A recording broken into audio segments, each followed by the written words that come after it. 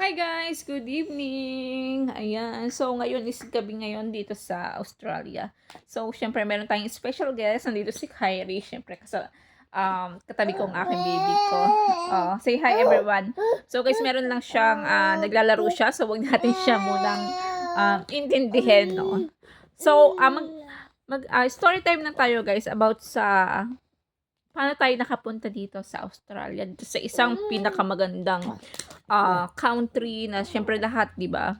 Lahat gusto makapunta dito. At hindi ganun kadali makapasok dito sa Australia, guys. So, isa lang ako sa pinalad at pinagpala, no? So, story time tayo, guys. So, nakapunta ako dito sa Adelaide, guys. 'Di ba? Kung siguro kung nasabaybayan yung aking previous na video na ako'y nagtatrabaho sa Saudi. Sa Saudi talaga ako, guys. Yan, ang trabaho ko sa Saudi is, I think, 8 years. Ayan. Then, umuwi ako ng, 2022, I think. 2022, guys, umuwi ako. February 21, 2022, bumalik ako sa Pilipinas, guys. So, si Habi, ka-LDR ko na talaga yan si Habi, guys.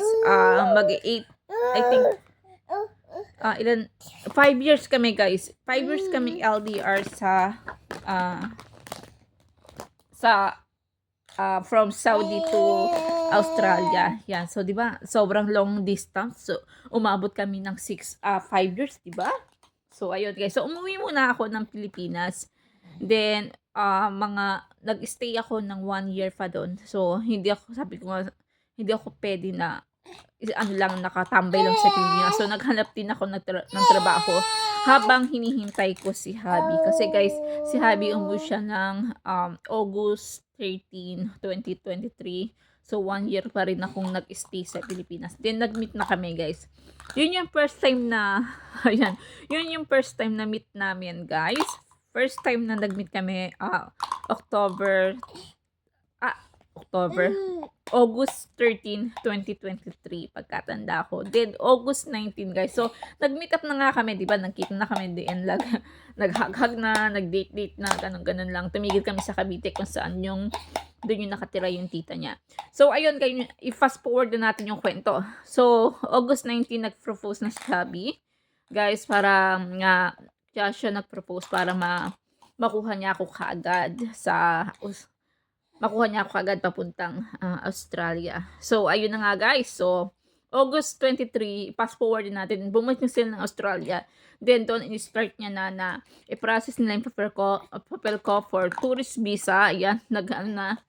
So, medyo naiinip ako, guys, kasi parang tumatagal siya. Parang sa akin na pinakamatagal na yung 2 buwan, guys. 2 months ako naghintay. No? 2 months ako naghintay, guys, sa processing paper ko for tourist visa. Pero sa iba, guys, is napakabilis na daw yun. Hindi yun, guys. November 21, tatanda ako, guys. Ito na yun. November 21, 2023. Yan. Nag-grant yung tourist visa natin. And then, guys, so, binigyan pa rin ako ng isang linggo ni Habi para mag-ayos ng lahat, no? And then, November 28, 2023, lumipad na ako papuntang Australia. And then, November 29, dumating ako dito sa Adelaide. So, guys, wala talaga ako nilabas na kahit 5, kahit ultimo centavos, wala akong nilabas. Lahat yun is gastos ng asawa ko. Doon kahanga sa asawa ko kasi lahat yung pinaghirapan niya. Kumbaga, naubos na yung savings ng asawa ko dahil sa akin. So, eto naman kapalit, guys. Meron na kaming anak. So, ayun nga, guys. So, story time yun na. Dumating na ako ng November 29, na masyal kami ni Habi. Kasi hindi si Habi ang sa akin. Sorry po. Hindi si Habi ang nagsumundo sa akin sa airport dito, kundi si mother-in-law kasi si Habi is meron siyang training sa work. What's that? And then, yon, guys. Then, November ako dumating, January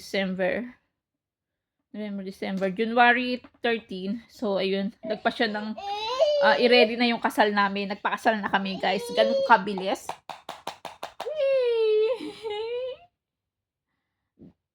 Then, habang guys, kinasal kami, di ba, pagkakasal namin, nag-process na kami kaagad sa, tawag dito sa partner visa.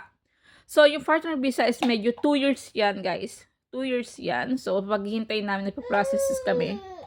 Then, di ba, January, kinasal kami, guys. And then, March, nag-pregnancy test ako. February, di ba, parang isang buwan lang, no? Nabuntis na ako kaagad. So, nabuntis na ako kay Kyrie, guys. Yun, nagka-baby na kami. And then, guys, yun nga.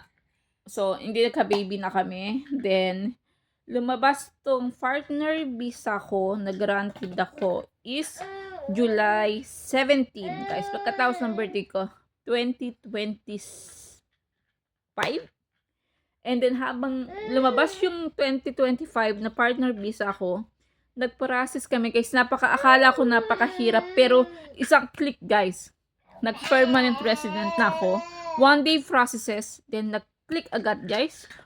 1 day process, guys, permanent resident na ako. Siguro, guys, ang dami kasi nilang ang dami siguro, nagkataon lang, guys, kasi ang dami tagang kasabay ko na lahat talaga PNR nila, no? So, sabi nila mahirap daw makapunta dito. Mahirap daw ganun-ganun. Pero, para sa akin, guys, akala ko mahirap yung proseso ng permanent resident. Pero, guys, isang click lang talaga na na ako, na-granted na ako. Kaya, I'm so blessed and I'm so grateful, guys, nasa maganda akong bansa na to. Yun lang, guys, story time ko lang yun. Wala akong gastos, wala akong ultimate piso na ginastos sa ultimate saksal ko. Process ng papel. Ayan, sinashare niya yung kanyang toys. Okay, ngayon po, guys. Sinashare niya yung toys niya. Pinapakita niya lang. So, ayun, guys. So, maraming salamat. Yun lang yung share ko sa inyo yung aking story times dito sa Adelaide. Hindi ko alam kung nagustuhan nyo or naintindihan nyo. Pero share ko lang. So, maraming salamat, guys. Thank you sa pag-support nyo sa aking YouTube channel. Yan. Thank you so much. And God bless, guys. See you next vlog. So, bye-bye. Bye-bye, guys. And good evening sa lahat. Bye-bye. See ya, guys. Bye-bye.